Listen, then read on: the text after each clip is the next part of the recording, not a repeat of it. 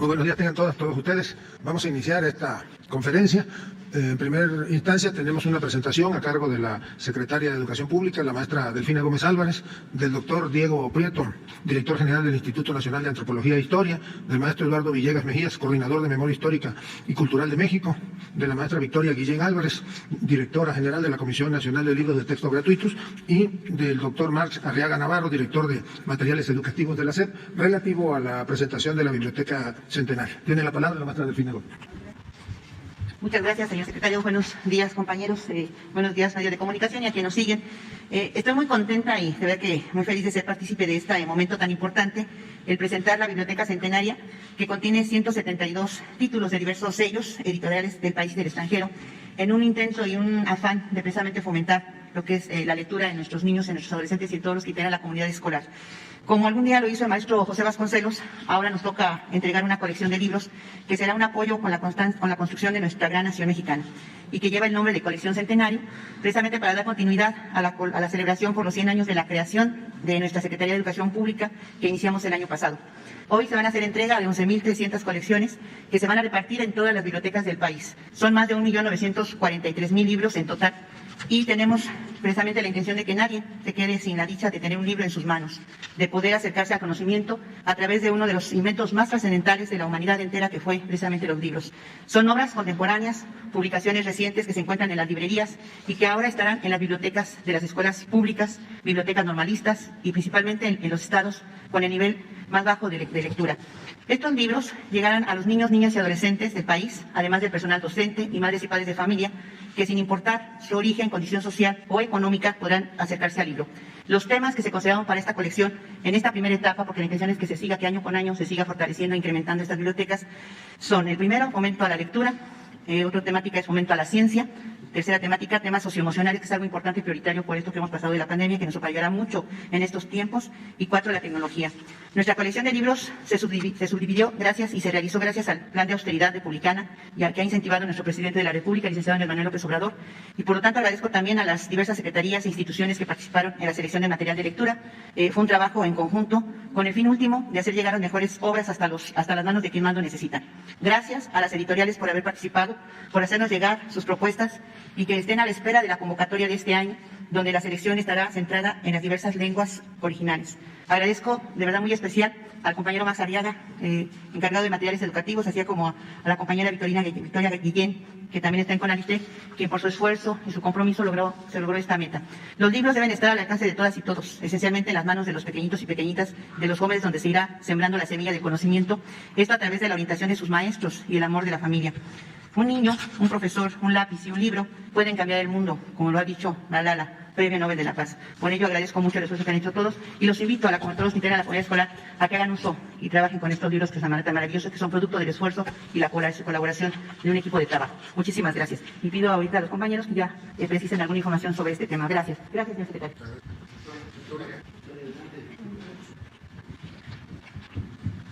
Muy buenos días a todas y a todos.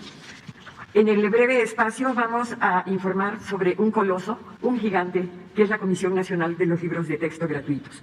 La Comisión Nacional de Libros de Texto Gratuitos, la CONALITEC, es el organismo público descentralizado de la Secretaría de Educación Pública, encargada de la producción y distribución de libros de texto y materiales educativos destinados a las niñas, niños inscritos en el Sistema Educativo Nacional de los niveles de educación básica.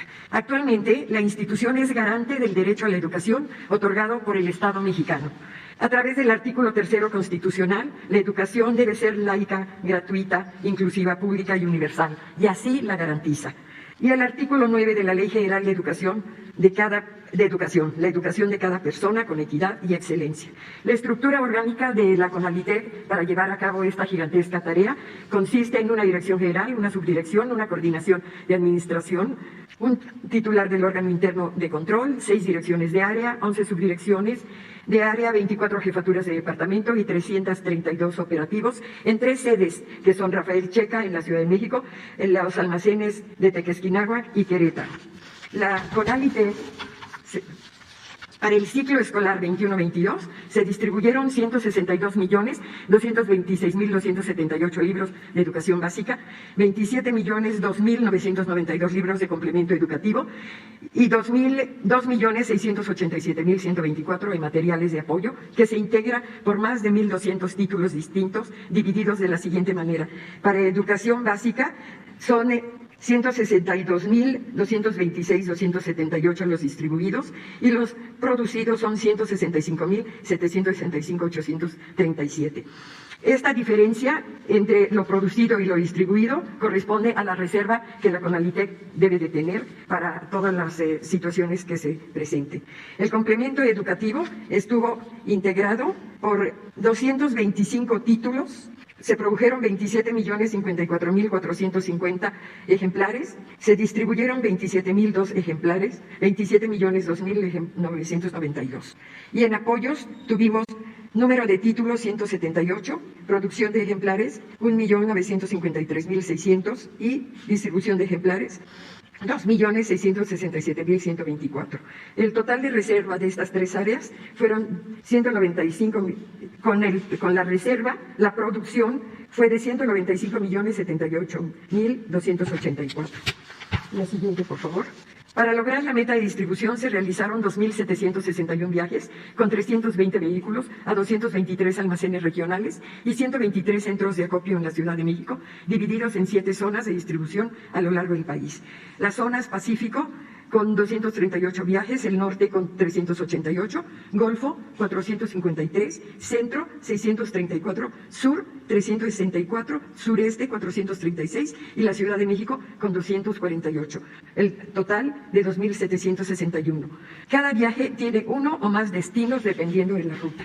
La distribución incluyó la donación de 5.000 colecciones para el Instituto de los Mexicanos en el Exterior, material que se envió a 6 consulados coordinadores, Consulmex El Paso, Consulmex McAllen, Consulmex Caléxico y Consulmex Nogales y Laredo.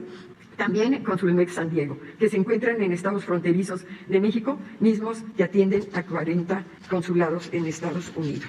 Para la distribución de los libros, queremos hacer un gran reconocimiento a nuestros complementos en cada uno de los estados que forman parte de la Secretaría de Educación en cada uno de ellos, que son los responsables únicos de distribución, ya que nosotros entregamos en almacenes centrales de cada estado y ellos se dedican a llevarlos a cada uno de los lugares para cubrir todo el país y que ningún niño ni niña inscritos en la Secretaría de Educación, en el gobierno federal, le falten un solo libro. Así es de que nuestro respeto a los RUTs que coloquialmente les llamamos. Y es cuanto. Muchas gracias, secretaria. Buen día a todos. Antes de todo, la Dirección General de Materiales Educativos, el colectivo de maestros de educación básica, los normalistas, los mediadores de lectura, la Dirección General de Publicaciones de la Secretaría de Cultura y los bibliotecarios le desean al presidente su pronta recuperación y le agradecen el impulso que este gobierno realiza sobre el fomento a la lectura. Hace 3 años encontramos un país en donde la lectura crítica era una habilidad que solo se fomentaba en pequeños círculos de mexicanos privilegiados, dejando al gran pueblo mexicano rezagado en un analfabetismo funcional. Así encontramos las bibliotecas públicas abandonadas, las imprentas del Estado desmanteladas, la red de librerías de Educal endeudada al punto del colapso y un sinnúmero de programas editoriales con nulo impacto cultural o educativo, en donde el espíritu de todo lo que rodeaba al fomento a la lectura era un negocio que beneficiaba a alguna asociación civil, alguna revista, algún grupo de intelectuales. Hoy la situación cambió y es tangible ese cambio. Aunque los medios de comunicación a veces lo disimulan, la realidad está ahí. Tenemos una nueva Ley General de Bibliotecas que defiende el valor del libro, su conservación y su lectura, en donde el bibliotecario, como corazón de esta institución, ahora tiene un instrumento legal para defender su trabajo, su salario y el espacio comunal de la lectura. Hoy tenemos una nueva manera para hacer libros de texto gratuitos, con el trabajo colegiado de miles de maestros frente a grupo en todo el país, revalorando su oficio y enfatizando desde el humanismo la importancia de escribir y leer de manera crítica. Hoy tenemos un colectivo de bibliotecarios, de mediadores de lectura, de maestros, de normalistas organizados, y las ferias y los círculos de lectura que diseña el Fondo de Cultura Económica, así como la Dirección General de Publicaciones y Educal, lo demuestran. Hoy, después de décadas de esfuerzo, de soñar con libros decorosos en las bibliotecas públicas y no saldos editoriales, limosnas vendidas al Estado como pepitas de oro, hoy podemos comunicar que cada biblioteca pública, que cada biblioteca normalista, que cientos, no, miles de mediadores de lectura de la Secretaría de Cultura y de la Secretaría de Educación Pública van a recibir, al igual que escuelas primarias y secundarias, recibirán 172 libros que son novedades editoriales, los cuales nos ayudarán a fomentar la lectura y la ciencia en todo el país. Nos ayudarán a llevar el libro hasta los últimos rincones, sin dejar a nadie rezagado. Este triunfo social lo soñó el joven Vasconcelos, lo soñó el joven Torres Bodet, lo soñó nuestro presidente y su esposa, la doctora Gutiérrez Müller, así como lo soñamos en la Estrategia Nacional de Lectura. Y por fin, después de luchar y vencer 1000 obstáculos, lo logramos. Por eso, esto solo es el inicio. Estas colecciones seguirán llegando a las bibliotecas. Así que bibliotecarios, maestros, normalistas, mediadores de lectura, mexicanos, lectores todos, aquí la Biblioteca Centenaria. En el video se tocará a detalle.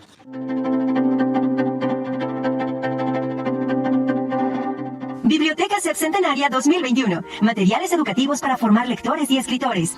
En el contexto del centenario de su fundación y en el marco de la Estrategia Nacional de Lectura, a través de la Dirección General de Materiales Educativos y la Comisión Nacional de Libros de Texto Gratuitos, se convocó a los titulares de los derechos patrimoniales de títulos susceptibles de participar en el proceso de selección de los libros para integrar la Biblioteca CEP Centenaria 2021. La selección de materiales se enfocó en títulos sobre temas relevantes, como el fortalecimiento del aprendizaje de lengua materna, español, pensamiento matemático y ciencias, así como el desarrollo de habilidades socioemocionales y habilidades digitales en el contexto de la pandemia de COVID-19.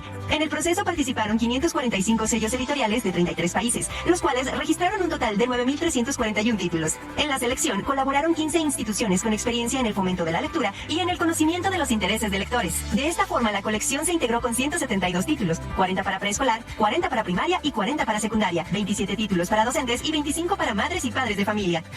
El objetivo de la Biblioteca CEP Centenaria es llevar al libro y la lectura más allá del contexto escolar, para tejer una red donde participen promotores y mediadores de las salas de lectura, promotores culturales de la comunidad y bibliotecarios de las bibliotecas públicas. Una biblioteca para todas y todos. Leamos juntos en comunidad. Pues esta es la Biblioteca Centenaria que presenta la Secretaría de Educación Pública para todos los mexicanos. Gracias. Con permiso, secretario. Muy buenos días tengan todas y todos ustedes, con el deseo de que tengamos un año 2022 con salud, éxitos, el cariño de nuestros seres cercanos y podamos contribuir a seguir haciendo un mejor país. Quiero presentarles ahora el resultado de un trabajo que nos encargó el señor presidente, que esperamos siga mejor, que constituye una muy valiosa herramienta educativa. Se trata de este libro, México, Grandeza y Diversidad, que tiene como propósito fortalecer el conocimiento de la profundidad histórica y de la diversidad territorial, cultural, étnica, lingüística y social de México. Este inmenso país que ahora mismo se encuentra en un importante proceso de transformación histórica. La idea central del libro es que la grandeza de México no tiene que ver tan solo ni principalmente con su tamaño, con su población o con su economía, sino sobre todo con su diversidad cultural y natural, con la fuerza de las civilizaciones que nutren su larga historia, con la inmensa riqueza de sus territorios, con la determinación de sus pueblos que aún en las peores adversidades han sabido resistir con valor, creatividad e ingenio y forjar esta nación capaz de mantenerse unida y vital en su pluralidad, y con la profundidad de los valores que a lo largo de los siglos han nutrido los empeños y las luchas de las mujeres y los hombres de México: la justicia, la libertad, la soberanía, la comunalidad, la lealtad, la equidad, la fraternidad, la paz y el respeto por la tierra y por la vida. Por ello hemos ideado este libro, para pensar nuestro país en su grandeza y diversidad a 200 años de la consumación de su independencia y 500 años de la toma de México Tenochtitlan por las huestes de Cortés y sus aliados, y a 3 años de que iniciara esta difícil pero necesaria transformación de México para recuperar la vida y la alegría de la nación por la senda de la justicia, la pluralidad, la democracia, el diálogo y el interés común. El libro es resultado del trabajo de más de 30 especialistas de diversas disciplinas e instituciones, del INA, de la Universidad Nacional Autónoma de México, del Instituto de Estudios Históricos de las Revoluciones Mexicanas, de la Universidad Autónoma Metropolitana, del Colegio de México, de la Universidad Autónoma de Querétaro, en diversas disciplinas que contribuyen a un conocimiento antropológico, geográfico, histórico de nuestro país. Cada uno aportó sus saberes para ofrecer un panorama general de la memoria y el devenir, el ser y el transcurrir de México, desde su conformación territorial hasta el desenvolvimiento de las sociedades y procesos históricos que nos explican como nación, desde el pasado, en el presente y de cara al porvenir. Se trata de un libro histórico y antropológico, pero no es una historia oficial, porque en una sociedad democrática y plural no hay historias oficiales. La historia es el resultado de la acción y la lectura que hacemos entre todos, en el diálogo abierto, la libertad de las ideas y el pensamiento crítico. Se trata de un libro integrado que nos ofrece un amplio panorama de lo que es y ha sido México, ese México profundo del que hablara Guillermo Bonfil en su diversidad y su enorme densidad histórica y cultural. Este libro entonces hace un recorrido desde la constitución de los paisajes y territorios de México, la formación de los primeros grupos humanos, la domesticación de especies alimenticias, la milpa, el maíz y la conformación de pueblos, los olmecas como los primeros maestros, la diversidad del México antiguo, la importancia de la cultura y la cosmovisión de los mexicas, la conquista de México Tenochtitlan, la formación de lo que fue la Nueva España y los 3 siglos de ocupación española de nuestro territorio, el impacto de la conquista, el mundo colonial, la independencia de México, las intervenciones extranjeras, la reforma liberal y la disputa por la nación, el porfiriato, este periodo de crecimiento, pero también de profunda desigualdad, la construcción de la antigüedad mexicana en el siglo XIX,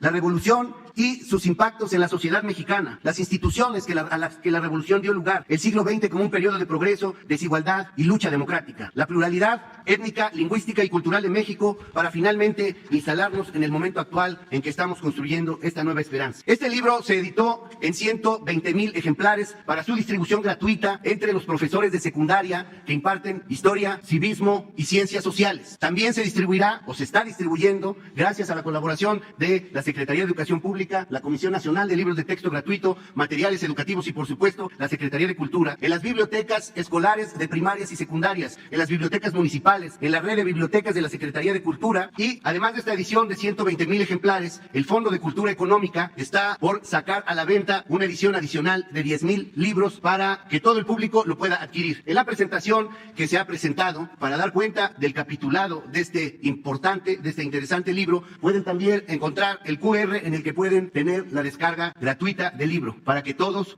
los interesados puedan conocer este material, y le voy a pedir al director de medios del INAH que les obsequie, como obsequio del presidente en este año nuevo, un ejemplar de México, Grandeza y Diversidad. Es cuanto. Muchas gracias. Muchas gracias, colegas del gabinete, señor secretario. Eduardo Villegas, coordinador de Memoria Histórica y Cultural de México. Estoy aquí para presentar a medios este libro que hemos intitulado Historia del Pueblo Mexicano.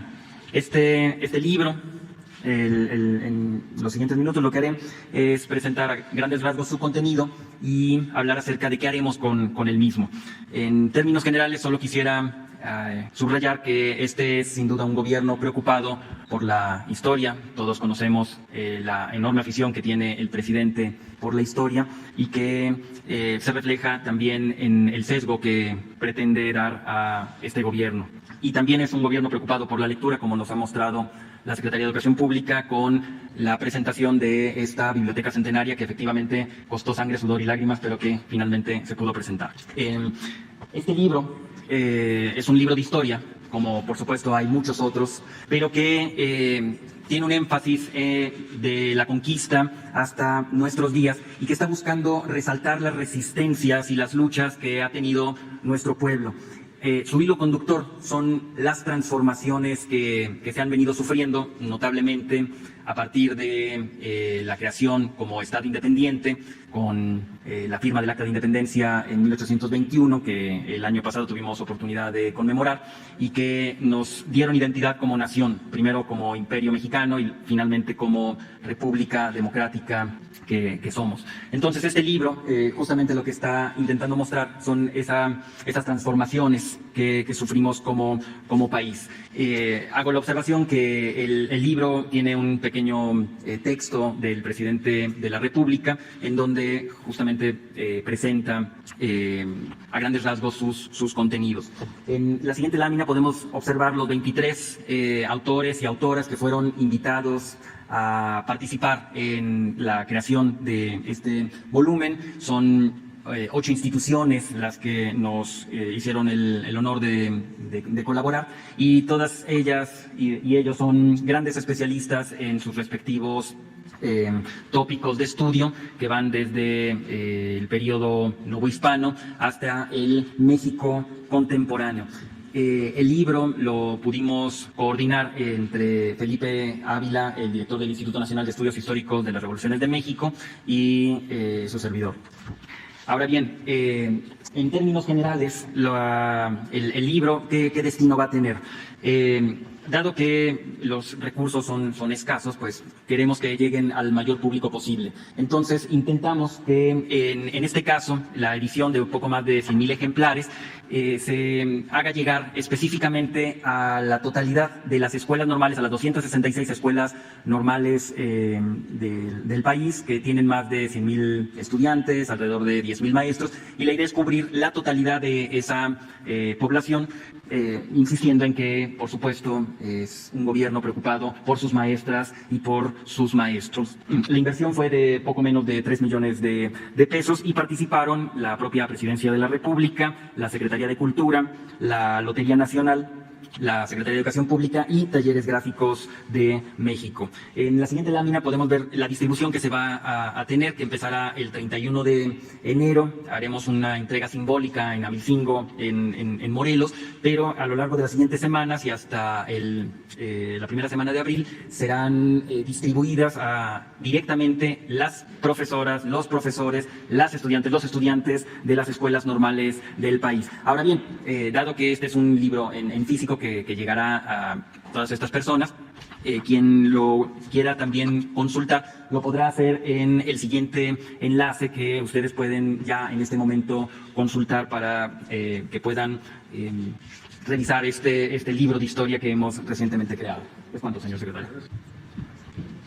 Muchas gracias a la secretaria, Diego, la maestra Victoria y la maestra. Vamos con a continuación, antes de pasar a las preguntas, vamos a hacer una presentación de un trabajo conjunto que realizaron la Secretaría de la Función Pública, la Secretaría de Hacienda, respecto al análisis presupuestal del Instituto Nacional Electoral y a una propuesta que instruyó el señor presidente que presentáramos de manera respetuosa al Instituto Nacional Electoral en su carácter de órgano autónomo para elaboramos un plan de austeridad para garantizar en términos económicos que la revocación de mandato pueda llevarse tal y como la Constitución lo obliga y nos acompañarán el maestro Roberto Salcedo Aquino, secretario de la Función Pública, el licenciado Juan Pablo de Botton, subsecretario de Egresos de la Secretaría de Hacienda, la licenciada Talía Lagunas, oficial mayor de la Secretaría de Hacienda.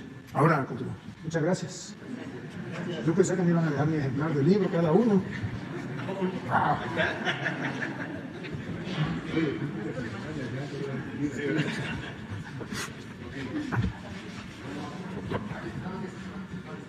Sí, se les van a distribuir los ejemplares de los libros a quienes hoy nos acompañan. Igualmente nos acompañan el licenciado Jorge Trejo Bermúdez, que es el titular de Administración y Finanzas de la Secretaría de Hacienda, y el licenciado Víctor Manuel Mójica Vilchis, que es titular de la Unidad de Política y Control Presupuestario de la Secretaría de Hacienda. Por lo tanto, vamos a pedir al secretario de la Función Pública, el maestro Roberto Salcedo Aquino, que nos detalle en qué consistió este análisis presupuestal.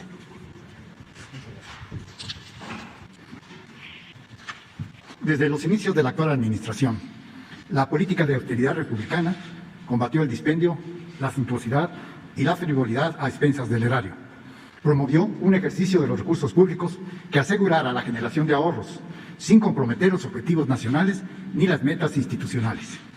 Los entes públicos redujeron sus estructuras orgánicas y ocupacionales en plazas de mando, de enlaces y de gabinete de apoyo hasta en un 30%. Y solo se autorizaron secretarios particulares a los titulares de las dependencias y el servicio de choferes se limitó a subsecretarias, subsecretarios y sus superiores. Y se eliminaron las plazas de dirección general adjunta. Se redujeron los sueldos comenzando por el presidente de la República, en un rango que fue del 50 al 12%, asegurando que ningún funcionario recibiera un sueldo mayor al presidente de la República. Se suprimieron las pensiones y regímenes especiales de retiro, de separación individualizada o colectiva, así como de seguros de gastos médicos y seguros de vida, excepto lo dispuesto en decretos o en disposiciones específicas. Se suspendieron los gastos superfluos en viajes, comidas, telefonía y se eliminaron las delegaciones de las dependencias federales en el extranjero. Solo se adquirieron insumos estrictamente necesarios, una vez contratada la no existencia en el almacén por medio de un contrato marco celebrado por la Secretaría de Hacienda. Se evitaron derroches en los servicios de energía eléctrica, agua, gasolina e insumos financiados por el erario. Tampoco se autorizaron remodelaciones por cuestiones estéticas ni se compró mobiliario innecesario. La austeridad republicana es un modo de vida democrático sustentado en el interés general y en la sobriedad de la vida pública. Si se adopta como una política de Estado, ampliándose también a los órganos gubernamentales independientes del Ejecutivo, la austeridad republicana tiene el potencial de asegurar que los recursos públicos se utilicen con el objeto real de lograr el máximo beneficio a la ciudadanía y atender los mandatos populares. Es con ese ánimo que se presenta, con todo respeto, el siguiente ejercicio de austeridad en el Instituto Nacional Electoral, siguiendo la política establecida en la Ley Federal de Austeridad Republicana. Con su permiso, secretario. Bueno, primero que nada, mencionar que este fue pues un ejercicio que se realizó de manera conjunta por la Secretaría de Función Pública y la Secretaría de Hacienda, destacando el apoyo de la Oficialía Mayor, para pues tratar de transferir un poco de la experiencia que se ha tenido con la política de gasto que se ha implementado en el Gobierno de la República, en el Ejecutivo Federal, y que pues ha permitido una mayor eficiencia del gasto público, que nos permite poder pues, destinar los fondos necesarios para el desarrollo. Mencionar que la Cámara de Diputados, en su facultad única, autorizó al INE un presupuesto de 19.736.6 millones de pesos para 2022. Sin considerar las asignaciones para revocación de mandato y consulta popular, el INE cuenta con 830 millones de pesos adicionales a su presupuesto normal, los cuales en su caso podrían ser destinados para las acciones de revocación de mandato y consulta popular de forma complementaria a las medidas de austeridad que el Instituto proponga llevar a cabo en su gasto operativo. A partir de ajustes similares a los que se han aplicado en materia de austeridad en las dependencias y entidades de la Administración Pública Federal, se realizó este ejercicio conjunto entre la Secretaría de Función Pública y la Secretaría de Hacienda, que es un ejercicio de ahorros que presentamos de manera respetuosa, porque el INE es un órgano autónomo que presenta directamente su presupuesto a la Cámara, y la Cámara, en su facultad única, lo aprueba, que resulta en una disponibilidad de recursos para el INE estimada de 2.792 millones de pesos. Estas medidas de austeridad aplicadas por el Ejecutivo Federal han permitido liberar este tipo de fondos, y ejemplos de estas medidas son algunas que se aplicaron desde el inicio de la administración en 2019. Aplicar el nuevo tabulador de sueldos y salarios para servidores públicos de mando y enlace, es decir, la parte superior. Suprimir pagos para los seguros de gastos médicos mayores y separación individualizado de mandos medios y superiores, así como diversos ajustes en el gasto de operación, de acuerdo a los criterios de la ley de austeridad. Si podemos pasar a la siguiente. En cuanto a sueldos y salarios, el ejercicio muestra un ahorro de 718.8 millones de pesos. Estas medidas, yo creo que es muy importante mencionarlo, no afectan al personal operativo ni sindicalizado, ni implican reducir plazas de ningún tipo. En particular, la aplicación del nuevo tabulador de sueldos y salarios brutos para los servidores públicos de mando y de enlace de las dependencias y sus equivalentes a las entidades representaría una eficiencia por 130.3 millones de pesos. Existen bonos por apoyo en elecciones, que es un ajuste a los estímulos de personal, que representaría 150 millones de pesos. Asimismo, pues la cancelación del seguro de gastos de médicos mayores y la cancelación del seguro de separación individualizada, tal como se hizo en el Gobierno Federal, representarían 131.6 millones de pesos y 306.9 millones de pesos respectivamente, que serían liberados. Quizás solo a manera de ejemplo, mencionar que en la administración pública se han tenido, a partir de la cancelación de estos últimos dos rubros, ahorros anuales por alrededor de 8.155.9 millones de pesos, y ahorros totales, si consideramos el presupuesto partiendo del 2019, incluyendo el PEF de 2022, por alrededor de 32.623.9 millones de pesos. Son medidas que el Ejecutivo Federal ha tomado desde el inicio de la administración y que han presentado estos ahorros que se mencionan. Pasando al siguiente punto, en cuanto al gasto de operación, mencionar que el presupuesto aprobado en gasto de operación para el INE asciende a 4.526.5 millones de pesos. Digamos, como ustedes saben, el INE presenta este anteproyecto a la Cámara. La Cámara no asigna, digamos, de manera directa los rubros, sino el monto global, pero este es el monto asignado por el propio INE en el presupuesto. Descontando estos 830 millones de pesos que mencionamos pues desde la primera lámina y aplicando las medidas de austeridad y racionalidad, el ejercicio considera se podrían obtener ahorros para austeridad que ascienden a 554.5 millones de pesos, que serían equivalentes a 15% del gasto operativo remanente. Es decir, digamos ya en su conjunto, entre los 830 millones de pesos adicionales al presupuesto normal y los 554.5 millones de pesos por austeridad, se tenía una disponibilidad de 1.384.5 millones de pesos. ¿Qué es lo que implica? Pues reducciones en conceptos de gastos tales como telefonía celular, combustibles, arrendamientos, viáticos y pasajes, alimentación, equipo de telecomunicaciones, bienes informáticos, papelería, congresos y convenciones, consumibles de equipo de cómputo y diversos conceptos que ya son aplicados en la Administración Pública Federal. Quizá solamente como ejemplo, y mencionando un poco cómo se ha llevado en el ámbito federal este concepto, mencionar que de manera consistente se ha reducido el gasto operativo del Gobierno Federal y del Ejecutivo Federal a partir de 2018, particularmente el gasto operativo a Secretarías de Estado, ha tenido una disminución de un nivel que se tenía en 2018, que de 204.420 millones de pesos pasó a 169.467 millones de pesos. Es decir, del 18 al 19 hubo una reducción relevante de 34.953 millones de pesos. Y adicional, digamos, con los últimos datos de cierre que tenemos, como ustedes saben, los datos de cierre de 2021 se tendrán a finales de este mes, en el informe de las finanzas públicas, se tuvo una reducción adicional entre 2020 y 2019 de 18.528 millones de pesos adicionales. Esto implicó una reducción entre 2020 y 2018 de más de 53.000 millones de pesos que se pudo hacer de gasto operativo, que equivalen a una disminución de 23.1% en términos reales. Es decir, la reducción del gasto operativo del gobierno federal entre el cierre de 2020 y 2018 es de 23.1%. Esto sería en cuanto a estos conceptos, y dejaría al oficial mayor para que nos explique el tercer concepto de este ejercicio. Muchas gracias. Con su permiso, secretario. Buenos días a todos y todos. Me toca exponer el tema de fideicomisos. El INE actualmente cuenta con 2 fideicomisos públicos, donde él es el fideicomitente, el dueño de ese dinero. Entonces, el primer fondo es el fondo para atender el pasivo laboral del Instituto Nacional Electoral. Cuenta con un saldo disponible al 30 de septiembre de 534 millones. El fideicomiso Fondo para el Cumplimiento del Programa de Infraestructura Inmobiliaria y para la Atención Ciudadana y Mejoramiento de Módulos del Instituto Nacional Electoral cuenta con 826 millones de pesos al 30 de septiembre, dando un gran total de 1.360 millones de pesos. Ustedes se preguntarán de dónde vienen estas cifras. Estas cifras las obtuvimos de una publicación que hizo el INE en el Diario Oficial de la Federación, ya que hay un mandato establecido en el artículo 12 de la Ley de Presupuesto y Responsabilidad Hacendaria. Entonces, yo creo que por el mes de enero estará publicando los saldos al cierre del ejercicio. Del ejercicio que hicimos, tanto la Función Pública como la Secretaría de Hacienda, estimamos que al 31 de diciembre tendrá un saldo disponible que puede dar para la revocación de mandato por 869 millones de pesos. Ese saldo disponible es una estimación que hicimos nosotros y estamos descontando todo el presupuesto comprometido que pudiera tener el INE al cierre del ejercicio presupuestal. La siguiente lámina, por favor. La disponibilidad total, de acuerdo a lo que acaba de comentar el secretario, en sueldos y salarios tendríamos un gran total de 719 millones de pesos, en gasto de operación 1.384 millones de pesos, en los fideicomisos que acabamos de comentar 869 millones de pesos, dando un esfuerzo de 2.972 millones de pesos. Cabe precisar que con estas medidas no se ven afectadas la entrega de recursos por concepto de prerrogativas a los partidos políticos, ni tampoco se reducen plazas de ningún tipo, ni para el personal de estructura, ni para el personal operativo y sindicalizado. Eso sería todo, secretario. Muchas gracias. Pues el resultado de este ejercicio conjunto que se ha presentado, pues le daría al Instituto Nacional Electoral una disponibilidad de 2.972 millones, y yo menciono que en el transcurso de hoy vamos a enviar toda esta información, esta propuesta, este análisis al Instituto Nacional Electoral para que nosotros lo hacemos de manera respetuosa, pues ellos puedan revisar el ejercicio y tomar las medidas de austeridad relativas a garantizar la totalidad, el ejercicio total de la revocación del mandato. Sí, buenos días, secretario. Hans Salazar, de Noticiero en Redes. De acuerdo a lo expuesto que se ha dado por parte de los servidores públicos de Hacienda de la Función Pública, primera pregunta sería, con este planteamiento que ya se había anunciado de tiempo atrás por el propio presidente, ¿se descarta entonces la petición que ya formalizó el INE de pedir 1.700 millones, o se seguirá haciendo ese análisis de qué respuesta se le va a dar, o esta misma es la respuesta?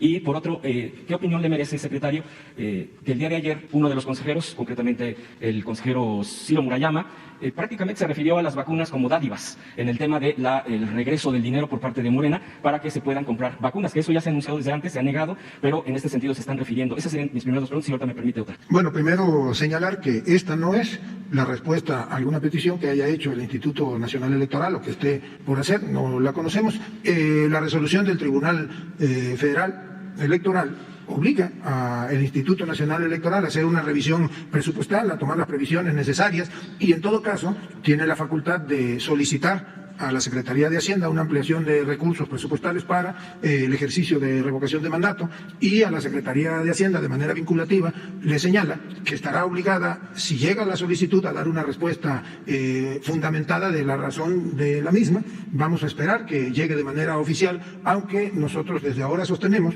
que el presupuesto público de la Federación pues está muy comprometido. Hay que garantizar los programas sociales, hay que garantizar el gasto en salud, el gasto en educación, y también que hemos analizado, este equipo de trabajo ha analizado de manera interna, que no hay precedente en la historia de los presupuestos públicos de que se le haya otorgado una ampliación presupuestal a los órganos autónomos. De tal manera que esto, que es una respetuosa sugerencia, una invitación al Instituto Nacional Electoral a que lo revise y en todo caso pudiese adoptar las medidas de austeridad. Sin embargo, nosotros vamos a esperar, la Secretaría de Hacienda pues esperará que de manera formal le llegue alguna notificación si es que el Instituto Nacional Electoral decide hacer. Si el rechaza esta propuesta, ¿no se le agregará más? Bueno, este es, como lo decimos, un ejercicio que se presentó desde las áreas a las que compete el manejo presupuestal, a unos el manejo y a la Secretaría de la Función Pública la vigilancia de que el presupuesto público se aplique de manera correcta, pero es decisión y nosotros respetamos la decisión del Instituto Nacional Electoral en todo caso de adoptar o no estas medidas. Y respecto a la declaración de Ciro Murayama y el rechazo de recibir los recursos del partido Morena, que lo devuelve para la compra de vacunas y decir que son dádivas y que eso no se permite, ¿qué postura tiene usted? Bueno, no conozco de manera puntual la declaración del consejero Murayama, pues es libre de expresarse de esa manera, y yo creo que pues cada uno de nosotros, cada expresión que hagamos en ejercicio de la libertad, pues viene dando idea de la autoridad moral que uno puede tener para opinar por diversos temas. Yo no la conozco, pero en todo caso, con lo que me menciona, pues desde luego que no compartimos una expresión de ese tipo. Y por último, secretario, yo quiero preguntarle, ha habido manifestaciones, no solo el día de ayer, por parte de la ENA, la Escuela Nacional de Antropología e Historia, le han pedido concretamente mesas de trabajo para poder estar discutiendo su pliego petitorio, lo que están solicitando, que ya en algunos casos ya se han estado difundiendo. Preguntarle si esta mesa de trabajo ya está puesta o se va a instalar, porque incluso están rechazando que sea directamente directivos del INA, que es, entiendo yo, que de quien depende la Escuela Nacional de Antropología. En este caso, usted, como secretario de Gobernación, ¿ha dado ya apertura a esta mesa de trabajo o definitivamente está en otro tipo de tratamiento esta petición, exigencia por parte de la Escuela Nacional, bueno, de estudiantes y profesores? Bueno, aquí está el maestro Diego Prieto, que es el director del Instituto Nacional de Antropología e Historia. Él nos ha venido informando de una serie de diálogos, de mesas de trabajo que ha venido sosteniendo tanto con profesores como con maestros de la Escuela Nacional. Entendemos o conocemos la evolución de los mismos. Si nuestra tarea en algo puede coadyuvar para que este conflicto se solucione, desde luego que estamos en la disposición. En primera instancia es el maestro Diego Prieto quien encabeza estos trabajos para buscar una solución para atender el contenido del pliego petitorio que ellos han presentado, y nosotros pues estaremos atentos si es necesaria nuestra coadyuvancia. Con mucho gusto, siempre y cuando pues estén presentes todas las partes, el propio director o el personal del Instituto Nacional de Antropología e Historia, los directivos encargados de la Escuela Nacional y quienes han manifestado alguna inconformidad. Pues allá atrás para que... Gracias, buenos días, Arturo Contreras de pie de página. Un par de preguntas. Ayer en Sinaloa se registró un caso, o se están registrando casos de aumento no solo de COVID, sino también de dengue. La autoridad hasta el momento no tiene registrado un caso de COVID-dengue, como le están diciendo allá. Sin embargo, la revista Espejo, uno de los medios que pertenecen a la Alianza de Medios de Periodistas de Pie, de la que formamos parte, ya confirmó un caso de un joven de 29 años con COVID-dengue.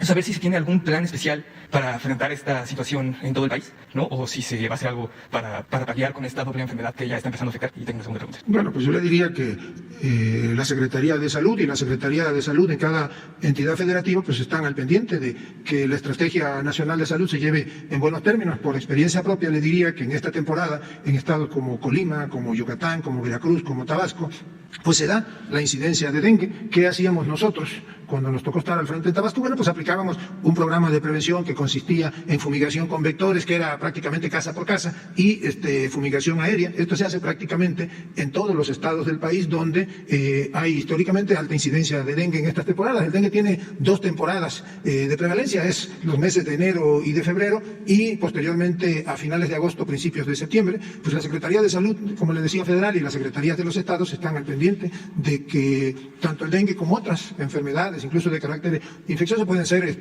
prevenidas. No tenemos nosotros el reporte del COVID-dengue, como le llama. A veces es una expresión popular porque es COVID y al mismo tiempo alguien puede contraer el dengue en lo que está en resguardo, pero ahora que se presente el pulso de la salud la semana próxima, vamos a pedir al secretario de Salud que haga un detalle de cuál es la situación. Pues va a presentar seguramente la de COVID, pero que adicionalmente agregue la situación del dengue en el país en estos meses.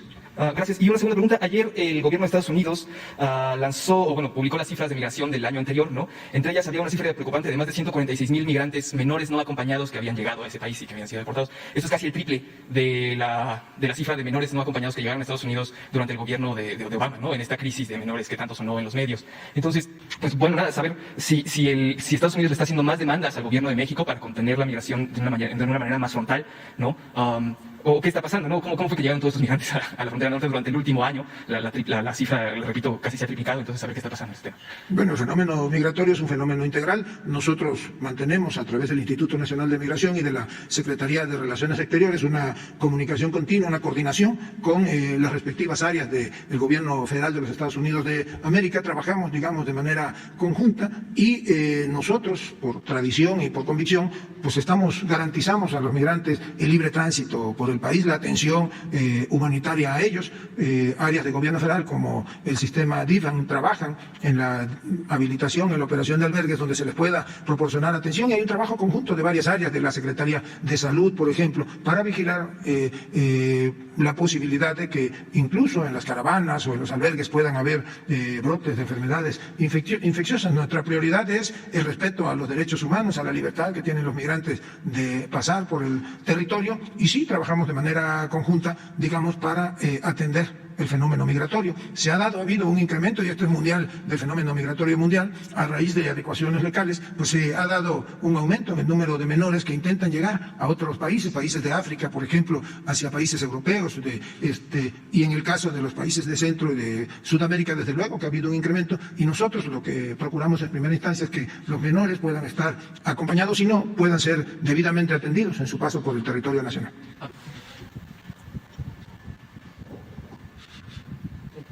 Buenos días, secretario. Judith Sánchez Reyes, corresponsal de Imagen del Golfo de Veracruz. Secretario, en este arranque de 2022 se ha acentuado la violencia en algunas entidades del país, entre ellas Zacatecas y Veracruz. De hecho, en este último estado, pues hemos visto escenas de cuerpos que han sido dejados a pie de carretera. La semana pasada, 9 fueron apilados en la carretera estatal Isla Santiago-Tuxtla. Y días después, también esta misma escena se dio en una de las carreteras del municipio de Atoyac, todos con signos de tortura y mensajes a funcionarios estatales. En este sentido, preguntarle cómo entiende el gobierno federal y la instancia que usted encabeza este tipo de hechos. Cuando dejaron 10 cuerpos en una camioneta frente al Palacio Municipal de Zacatecas, el presidente comentó que esto era una provocación. Preguntarle si usted coincide en este posicionamiento y si en un momento dado se está analizando realizar una estrategia adicional de seguridad de Veracruz. Bueno, desde luego que coincidimos con el diagnóstico del señor presidente, y todos los días quienes participamos en el Gabinete de Seguridad, a partir de las 6 de la mañana, pues nos encargamos de presentar el diagnóstico, de revisar la situación estado por estado de seguridad. Se ha avanzado en el combate a la inseguridad. Ha habido en muchos casos, o en casos de diversos delitos, como el secuestro, que tiene una reducción de casi el 40%, el robo de vehículos, el robo a transeúntes, el robo con violencia, la extorsión, que ha bajado un pequeño porcentaje, e incluso una disminución en el homicidio doloso en el país. Ya se presentó hace 1 o 2 semanas una gráfica diagnóstico de cómo ya empieza a bajar la incidencia delincuencial, y esto es por resultado del trabajo coordinado del gobierno federal con el gobierno de las entidades federativas. Recientemente, o a finales del año pasado, se presentó también un programa de atención especial en 9 estados que eran los que tenían el mayor índice de violencias. Entre ellos está Zacatecas. Fuimos a Zacatecas, acompañamos al señor presidente a la presentación de ese plan específico para combatir la inseguridad en esos 9 estados, y día a día estamos revisando, como les decía, la incidencia en ellos en perfecta coordinación. Se ha destinado un número significativo de fuerzas federales de apoyo, integrantes de la Guardia Nacional, de apoyo a los trabajos de prevención de la seguridad en cada uno de esos estados, y estamos revisando puntualmente lo que ha sucedido en los últimos días, las últimas 2 semanas en Veracruz. Particularmente mantenemos comunicación con el gobernador del estado, nos informa él todos los días en la tarde de cuál es la situación, cómo está trabajando pues los 3 órdenes de gobierno en lo que respecta a la prevención, a la procuración de justicia y a la impartición de justicia, y hemos venido tomando de manera conjunta medidas que nos ayuden a combatir con mayor éxito a la incidencia delictiva y garantizar a los veracruzanos, como en todo el país, pues mejores índices de seguridad. ¿Se tiene, por ejemplo, una idea de por qué se ha desatado esta violencia de esta forma tan brutal en algunos casos? Sí, desde luego que hay, no una idea, hay un diagnóstico puntual de qué es lo que está sucediendo en Veracruz, y sucede, como sucede en otras partes del país, que cuando se está combatiendo de manera frontal, pues también se tocan intereses de la delincuencia organizada, de bandas delincuenciales, y pues forma parte de ello, nosotros creemos, los recientes episodios en Veracruz. En otro tema, secretario, sobre estos tráileres que transportan a migrantes de manera ilegal, ¿se está diseñando algún método para poder ubicarlos justamente antes de que pues, sean protagonistas de estos percances viales? Hemos visto lo que sucedió en Chiapas, hace unos días también en Veracruz. Al final del día, estas redes de tráfico de personas pues han buscado la manera de evadir, ¿no?, los retenes de seguridad, de vigilancia, ¿no?, de detección de migrantes, en este caso, por ejemplo, usando en algunos casos logotipos de dependencias federales. Saber si hay algún plan también específico en lo que tiene que ver con esos estados del sureste que son entidades que de manera natural, bueno, pues está dando este flujo de migrantes con miras a llegar a Estados Unidos.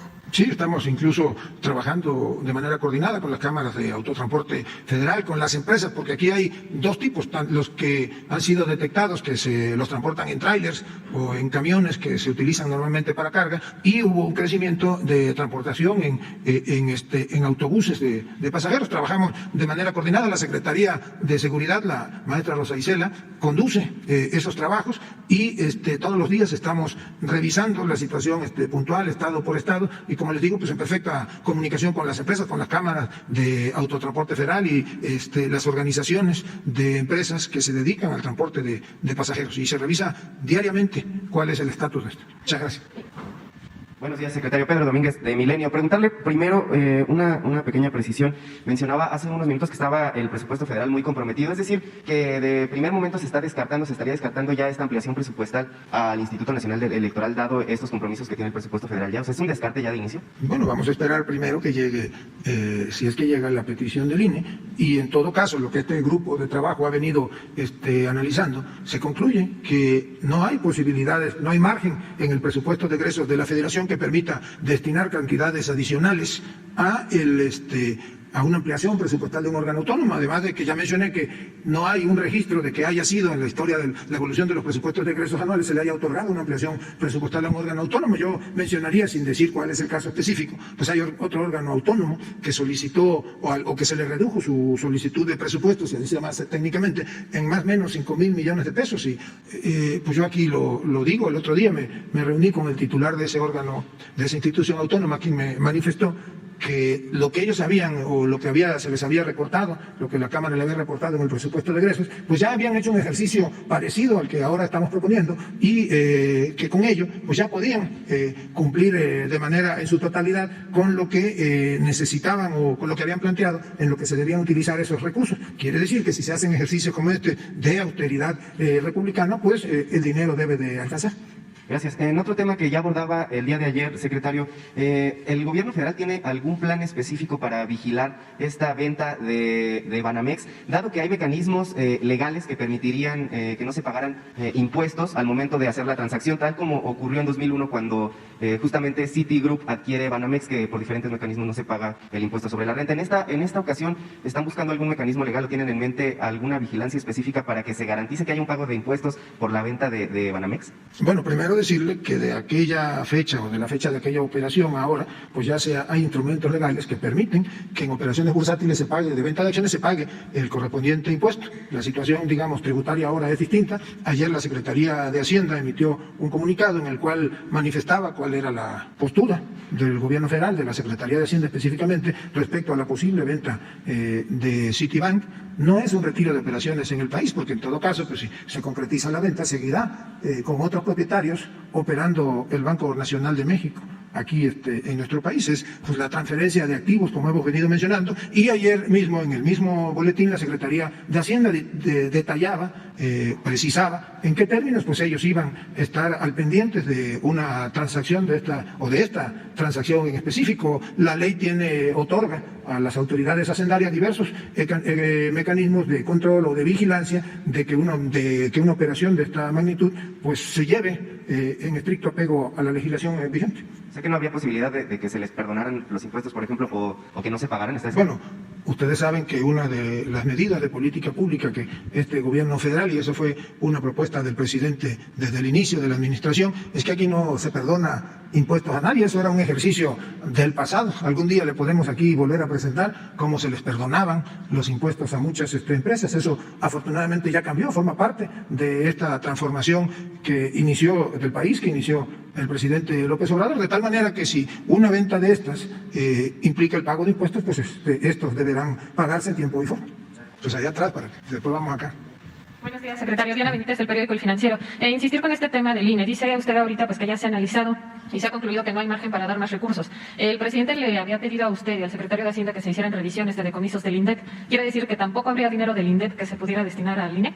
Bueno, hicimos una revisión no nada más de el presupuesto, sino la posibilidad de que alguna institución pudiese tener dinero disponible, recursos públicos disponibles. No es la tarea principal y eso concluyó este grupo de trabajo. No hay posibilidad legal alguna que del presupuesto o de los recursos que mantiene el Instituto para devolver al pueblo lo robado pudiese destinarse a algún área de gobierno federal o algún organismo autónomo. Así que pues yo descartaría que los recursos que opera o que maneja el INDEP pudiesen ser destinados a posibilitar una ampliación presupuestal al Instituto Nacional Electoral. La propuesta que se presenta pues incluye salarios y los fideicomisos. Los consejeros argumentan que en la sentencia del propio tribunal se establece que no se pueden tocar derechos laborales, y sobre los fideicomisos pues también han informado que estos tienen reglas propias que incluye el que no puedan ser utilizados para otros fines que no sea lo establecido como tal en estos fondos. Bueno, nosotros se elaboró este grupo de trabajo, este análisis, y son ellos quienes deberán tomar la decisión. Nosotros respetuosamente les compartimos el resultado de los trabajos que durante varios días realizaron tanto la Secretaría de la Función Pública a cargo del maestro Roberto Salcedo como la Secretaría de Hacienda, coordinados específicamente para este trabajo por la oficial mayor Dalia Lagunes, que aquí se encuentra presente, y termina, digamos, con el respetuoso comunicado que vamos a enviar al Instituto Nacional Electoral, y son ellos los que tienen que decidir o no si aplican medidas de austeridad republicana como la que nosotros les estamos presentando. Por otro lado, secretario, ayer también en la sesión del Consejo General, pues se acusó que hubo una violación a la autonomía del instituto, dado que usted ayer dijo que ya había concluido la revisión de firmas cuando pues apenas se tiene un avance del 77%. ¿Lo ve así como una intromisión a la autonomía? No, yo lo único que hice fue manifestarme respecto de los datos públicos que el INE está obligado a presentar día con día. Si ustedes revisan ese corte de hace 2 días a las 8 de la noche, pues ya se concluía que 18 entidades federativas, cuando menos, habían cumplido con el 100% del porcentaje para garantizar el ejercicio de la revocación del mandato. Si lo revisan, pues hay 18 entidades que ya estaban arriba de ese 100%. Hay entidades, incluso creo que Tabasco, la Ciudad de México, Veracruz, que están por arriba del 200% de las firmas requeridas. Entonces lo que nosotros hicimos, en todo caso, pues fue hacer público lo que el instituto está obligado a comunicar a la ciudadanía. Finalmente, y en otro tema, el caso de Morelos. Ayer se abrió una carpeta de investigación por una denuncia que presentaron legisladores locales sobre esta, pues basada en esta foto en la que apareció el gobernador Cuauhtémoc Blanco con presuntos delincuentes. Preguntarle su opinión pues sobre esta polémica imagen, y también qué se sabe de las mantas que han aparecido contra el gobernador por esta fotografía. Bueno, primero que nosotros somos respetuosos de las instancias judiciales, respetaremos tanto la instancia local o la instancia federal donde hayan sido presentadas estas denuncias. Tendrán ellos que pues integrar la carpeta de investigación respectiva, y lo único que nosotros respetuosamente exhortamos es a que se conduzcan conforme a derecho, que haya una investigación parcial, y seguramente pues en las próximas semanas o meses tendremos el resultado o la respuesta a esa denuncia presentada. Tendrán que hacerse una serie de investigaciones y de peritajes. Podría llevarse algún tiempo. No sabemos nosotros en qué ritmo pueden trabajar las autoridades y qué tan compleja puede ser una investigación de este tipo. Ahora bien, respecto a lo que señala de algunas mantas que aparecieron en tres puntos del estado de Morelos en las últimas horas, pues sí tenemos conocimiento de ello, y estamos ya a instancias federales coadyuvando con instancias locales en hacer un diagnóstico puntual de este hecho, y seguramente el lunes estaremos en posibilidades de rendir un informe detallado de esto. ¿Qué tal, secretario? Sí, buen día para todos y todas. Pues de inicio, pues preguntarle el reporte del presidente López Obrador. Es algo obligado, es un asunto, reitero, de seguridad nacional, de saber la salud del primer mandatario de esta nación. ¿Qué nos puede comentar de esto? Bueno, que el presidente está muy bien, manteniendo el protocolo sanitario tal y como está establecido, al pendiente de todo. Ayer incluso tuvimos 2-3 reuniones con presencia virtual. Una de ellas fue, le dimos a conocer el resultado de este trabajo, y muy al pendiente del estado que guarda la Administración Pública Federal, y pues nosotros esperamos que en los próximos días pueda ya estar totalmente restablecido y pueda físicamente pues acompañarnos, por ejemplo, en estas reuniones. ¿Se mantiene el pronóstico de que puede ser lunes o martes, señor secretario?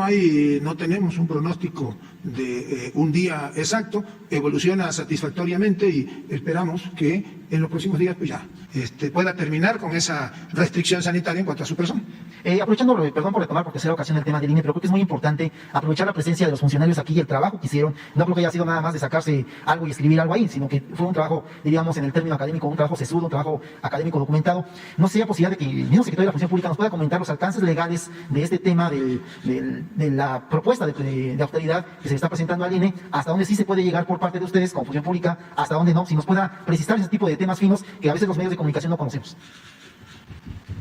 El trabajo que hemos realizado es un trabajo de análisis metodológico, nada más, no tiene una vinculación al respecto con el INE, es simplemente ver si era posible que el INE pudiera hacer un esfuerzo en su presupuesto y lograr que alcanzara la meta del presupuesto que se tiene previsto para la acción. Entonces, este es un ejercicio que entregamos de manera respetuosa y respetando también la autonomía del instituto. Y rápidamente, señor secretario, tomando el tema con nuestro Carlos Guzmán de las Noticias de Veracruz, el día de ayer aconteció una explosión en un complejo de Pemex. ¿Qué nos puede comentar cuál es la causa o el reporte que le entregamos esta mañana a usted, señor secretario? Bueno, hubo un incidente en un complejo petrolero, fue un incidente dentro de los márgenes que se manejan en la industria petrolera, digamos que menor. Días pasados suscitó también un incendio en Minatitlán, en una plataforma de madera. Afortunadamente, en ambos casos fue controlado sin que hubiese daños en seres humanos o en trabajadores que lamentar, y Petróleos Mexicanos continúa con la operación normal de todos sus complejos petroleros. Bueno, aquí presentó el director general de Petróleos Mexicanos hace 2 o 3 semanas, pues cuál es la estrategia y el programa de mantenimiento a instalaciones petroleras que se ha venido poniendo en marcha, y siempre es una preocupación de la empresa de Petróleos Mexicanos que pueda operar en los estándares de seguridad que se han venido estableciendo. Muchas gracias. Pues aquí ya después de tener. Buenos días, señor secretario. Mirza Uribe, Sinaloa, Gaceta del Aire. Tengo una pregunta. Trata de respecto al problema que se está dando en Sinaloa en cuestión de los precios del maíz. Hay un problema. Como usted sabe, Sinaloa es el principal productor de alimentos del país, pero hoy los productores están preocupados porque el mercado internacional está bajando y eso atenta contra la rentabilidad de lo que se está viviendo. Y con eso establece un piso al ingreso del productor muy bajo. Y de ahí en adelante, pues no se puede ganar precisamente lo que están buscando.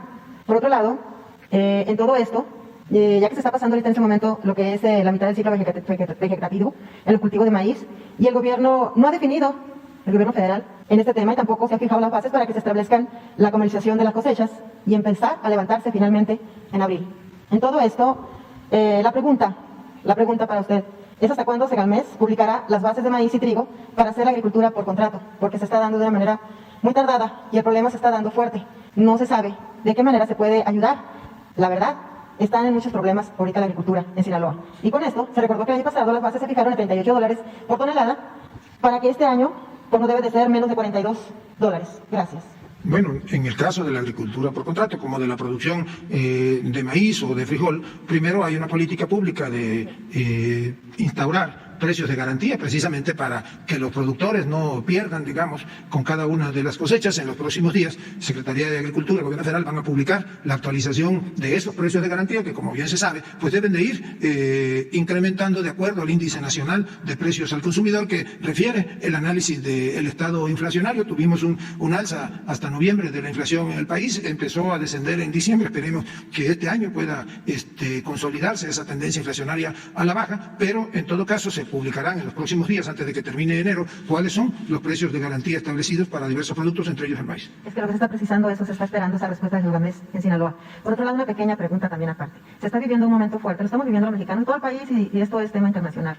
Es la COVID, lo que estamos viviendo. El problema del COVID se está dando, y la verdad, en Sinaloa, uno de los casos, lo comentó el compañero de atrás, colega periodista, de que está el COVID ahora con lo que es el dengue.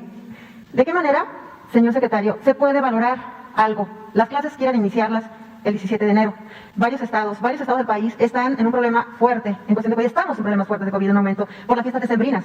Se podría valorar que se retrasaran un poco, que se adelantaran un poquito más, que se retrasaran un poquito más las cuestiones presenciales, las clases presenciales. ¿Por qué? Porque todavía en estos días se están dando más respuestas a casos COVID, más, y todavía se esperan más, desgraciadamente. Está aumentando esto, desgraciadamente. Entonces, ¿de qué manera se puede valorar para que el gobierno federal, la Secretaría, lo que dé valorar a que las clases sean un poco más adelante todavía? Ya han estado, ¿Qué más se puede esperar o qué más se puede perder? No, Los no, niños no. principalmente que no están vacunados.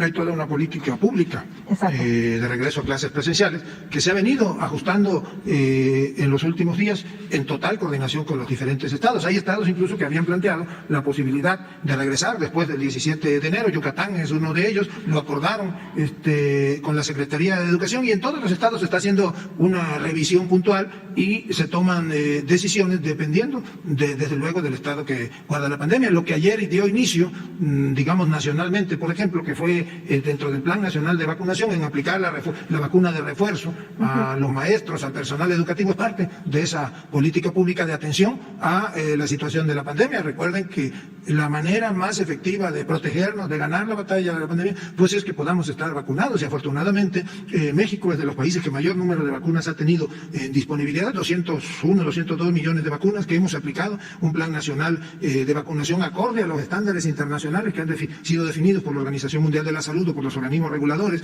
y ahora mismo estamos aplicando la vacuna en primera dosis a los niños, a los adolescentes a partir de los 14 años, quienes ya cumplieron 14 años un día están recibiendo su vacuna, y inició ya desde hace algunas semanas en todo el país la aplicación de vacuna de refuerzo a población mayor de 60 años, y el lunes debe ya de iniciar formalmente todo el país la aplicación de vacuna de refuerzo en los rangos que vayan más allá de los 40 años, y seguramente conforme vayamos avanzando de manera ordenada en la aplicación de este Plan Nacional de Vacunación se irá, como se hace en todo el mundo, abriendo a otros rangos de tal manera que hay disponibilidad de vacunas, hay aplicación de vacunas en todos los estados del país, y hacemos un respetuoso llamado a todos los mexicanos que están en los rangos de edades que hemos venido explicando, e incluso a los que no habían querido vacunarse y están en calidad de rezagados, a que acudan a los módulos a aplicarse la vacuna. La Secretaría de Salud de Sinaloa es lo que estaba viendo el secretario Héctor Melesio Cuen, y ese es el problema por la cuestión de que varios de los integrantes de lo que es el gabinete del gobernador Rubén Rocha Moya están desgraciadamente afectados por esta situación del COVID de varios secretarios.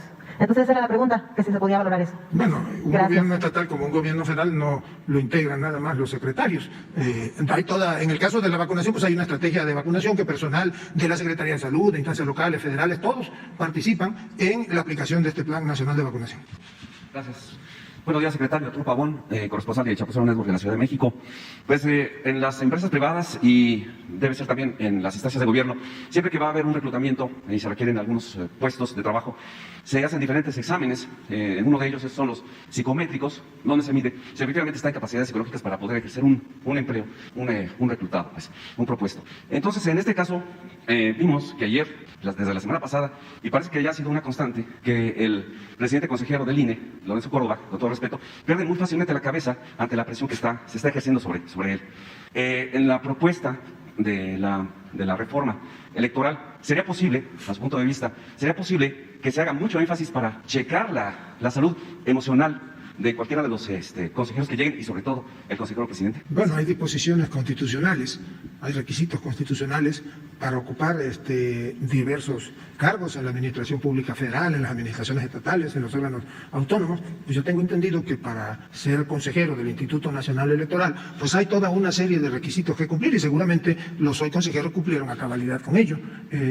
No veo, al menos yo, que haya que ir más allá de esos requisitos constitucionales, pero seguramente cuando se presente la reforma electoral, pues la iniciativa de reforma es un tema que habrá que revisarse. Sí, porque a lo largo de la historia ha habido grandes líderes que han perdido la cabeza, pues realmente, por diferentes circunstancias de este caso, pues da la impresión que eso está sucediendo, y a lo mejor, ante un periodo tan largo en su puesto, tal vez hacer revisiones periódicas. Muchas gracias. Como segunda pregunta, ¿cuál es su opinión, usted como secretario de Gobernación, acerca de que Salinas Pliego, el presidente de Banco Azteca, se propone, o él intentaría en algún momento comprar Citibanamex o Banamex, siendo que él debe pues aproximadamente 30,000 millones de pesos a la hacienda pública? ¿Sería merecedor tal vez de un premio como ese? ¿Qué opina usted? Bueno, yo creo que todos los mexicanos, incluso los extranjeros, personas privadas o personas morales, pues pueden en ejercicio de sus derechos participar en una propuesta para comprar, en este caso lo que refiere de Citibanamex. Pues qué bueno que México sea un país de libertades, y que todos quienes tengan posibilidad de participar en una operación de este tipo puedan hacer. Y ya para finalizar, perdón, secretario, si ha habido alguna evaluación por parte de COFEPRIS o de Profeco sobre, Henry, que son las pruebas que ya han sido retiradas en Europa y que son las que se están implementando aquí por parte de algunas entidades. Perdón, es que no se escuchó bien. Perdón, si la COFEPRIS o Profeco ya hicieron algún análisis acerca de las pruebas para detectar el COVID que ha comercializado Henry, que es un laboratorio en Europa y que ya han sido rechazadas por dar falsos positivos, y que son las que están utilizando aquí algunos funcionarios. Bueno, la COFEPRIS puntualmente, diariamente, se encarga de vigilar el manejo. Ellos van a estar el martes en lo del pulso de la salud y el procurador Sheffield va a estar el lunes en el quién en los precios, y les pediremos que rindan un informe pormenorizado de esto. Pues a ver, ya Diego, para terminar. Que no sé qué. Buenos días, señor secretario. Buenos días a todas y a todos. Diego Elías Cedillo, Tabasco Hoy, Campeche Hoy, Quintana Roo y Diario Basta de Grupo Cantón. Señor secretario, recientemente el presidente de la República comentó que la policía de la Ciudad de México iba a poder tener injerencia hasta cierto punto en la seguridad del Estado de México y viceversa, mediante una estrategia de seguridad basada en la coordinación y en el buen entendimiento entre ambos gobiernos, derivado también de múltiples cuestiones de seguridad, como la del paisano famoso en su momento. Entonces, señor secretario, yo le preguntaría, usted que es el encargado de la política interna del país, ¿cuál sería su opinión de la estrategia de seguridad que mantiene la Ciudad de México? Y si se tiene previsto crear alguna especie de seguridad pública metropolitana en la que se cree una sinergia entre todos los gobiernos estatales y se evite esta burocracia de no poder pasar las fronteras en un área conurbada como es el Valle de México. Gracias. Bueno, ustedes recordarán que a finales del año pasado hubo 2 reuniones de seguridad, una que fue un domingo en el Estado de México, en la cual el gobernador del Mazo ya explicaba que había una estrategia estatal de seguridad y que había la aplicación de manera conjunta de programas o de estrategias, de compartir estrategias con el gobierno de la Ciudad de México, y que mantenían interpolicías mucha comunicación, compartían información, tenían acceso incluso a los centros de videovigilancia, tanto la policía del Estado de México en esas áreas de la policía de la ciudad y viceversa, que trabajaban de manera coordinada, sobre todo para evitar el crecimiento de la delincuencia en lo que se conoce como zona metropolitana.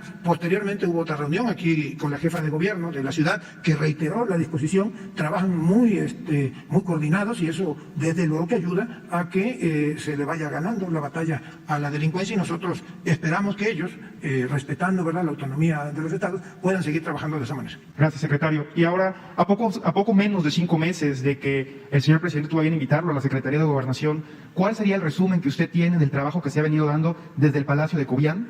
Tomando en cuenta también que varios columnistas opositores al gobierno incluso han hablado bien de su gestión al frente de la Secretaría de Gobernación. Entonces, secretario, muy brevemente, ¿cuál sería ese resumen que usted daría de su gestión desde ese momento en que lo vimos llegar por puerta 8 del Palacio Nacional al día de hoy? ¿Cuáles han sido los momentos más álgidos? ¿Cuáles han sido los momentos en los que usted ha podido desarrollar a plenitud las cabalidades del cargo, etcétera, secretario? ¿Cuáles serían esos pormenores que usted nos podría compartir? Bueno, gracias a decir que yo atendí una invitación del señor presidente que me honra, y que pues llegué aquí a hacer un trabajo cumpliendo estrictamente con su instrucción, con sus indicaciones. Mi tarea es la de ayudar al señor presidente de la República en este trabajo de consolidación, de transformación del país, y ahí seguimos. Yo no me ocupo ni para bien ni para mal, y lo digo con todo respeto, de lo que publique alguien. Yo me ocupo de ayudar al presidente en ser pues un canal de comunicación con diversos actores políticos, sociales, económicos. Me toca llevar la relación con los gobiernos estatales, con gobiernos municipales, con las cámaras de diputados, de senadores, y mantener interlocución con actores políticos de todo tipo. De esa manera, pues yo trato todos los días de cumplir con la instrucción precisa que el señor presidente me dio cuando me invitó a trabajar con él, a formar parte de esta administración. Pues muchas gracias. Vamos, porque ya mañana seguimos.